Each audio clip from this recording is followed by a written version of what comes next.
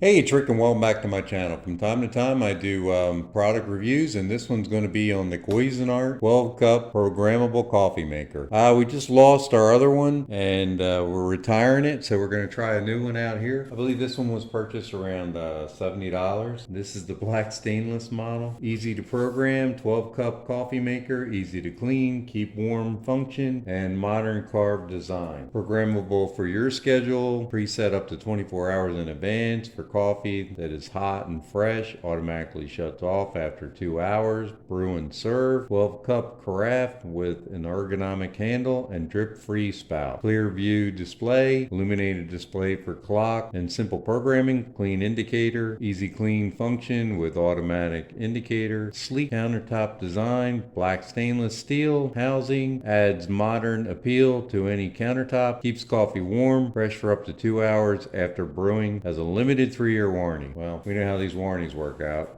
Oh, there you go. That's both sides of it. And we're back to the front. So I'm not going to bore you with the unboxing. I kind of hate watching videos when they're unboxing them. It is pretty packaged though. So it looks like it's put together pretty nice for packaging. Okay, so I have everything disassembled. 12 cup coffee pot. Kind of nice. It has a glass pot with an easy open lid. Looks like it nestles in there pretty nice. Spin all the way around. Comes with an owner's manual and an instruction book. Different safeguards and the various switches and other features and benefits. Little scooper. The control panel tells you which one they are, but it's pretty easy here. It says hour, minute, brew, on, off, program, and clean. And imagine this lights up once we plug it in. Tells you the time, I guess, and your delay functions. Has a charcoal filter inside where the water is filled up. Adjusts the auto feature for auto and off, and cleaning and maintenance schedule. So I'm not going to go into major detail on that either. A lot of people get upset. I get too long on my videos. If you're interested, you can check that out online also. Looks like it comes with some filters to get you started, and charcoal filter pad inside there with a little scooper. Inside's here where you fill it up. There's the indicator, tells you the level of your water. If you want 2 cups, 4 cups, 6 cups, 8 cups, 10 cups, and 12 max, you're gonna have to fill it all the way up. And right there and there is the area where you're gonna fill it up. This is your basket. Goes right down in there. Has a little handle, pull in and out, like so. And then you can put your filter in there, I guess, or you can use it without a filter. This has a screen mesh all the way around it. All depends on how much you really need to filter your coffee out. But it's pretty simple. I mean, even for the amount of money you pay for these things, everything's kind of plastic, except for the front here. Looks like it has that black stainless, which is actually metal, with a chrome bezel ring around it. Let me go ahead and clean this all up, and we'll put it together, and we'll try out some coffee. It looks like it takes regular drip coffee filters. These are more like the paper ones, but I think you could probably get away with just the regular cheapies or the more, I guess, not user-friendly, but economical and environmentally friendly ones. This almost looks like it's almost like paper. And like I said, there's a charcoal filter.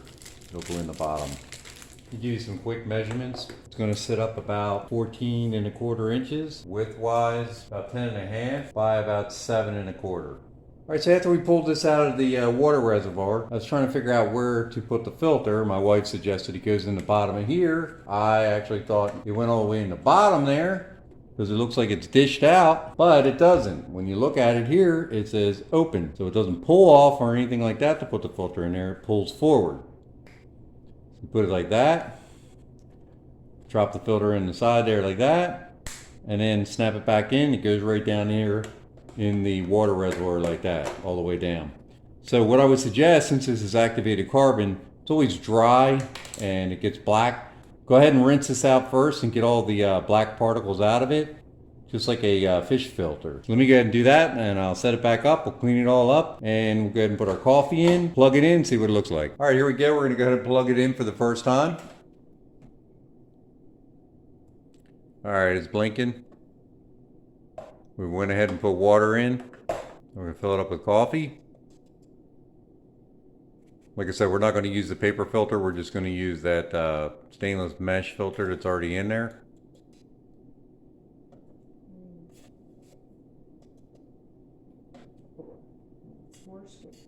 Use 4 scoops. 4 scoops. All right. There we go. So the clock isn't set yet, obviously, since we just plugged it in. But I guess you can override it and just go right into the program. Looks like it lights up blue. And we hit brew. So we hit brew on the button. I guess it has to heat up, and then we'll start making coffee. I think that's just the water from cleaning it, boiling off of the plate underneath. It's starting to drip through. So then rather than bore you and have Michelle lean in on her head here every 5 seconds, I'll go ahead and cut back to when it's done. Okay, after we've read through the manual a little bit, the plate here, the heating plate underneath is non-stick, so it's supposedly not going to get scratched. All the plastic parts that come in contact with water elements that you're going to consume are BPA free, which is nice. So you're going to be able to not have any of that, BPA elements leaching into your finished product here. These little buttons here are real easy to just push right in and change them around.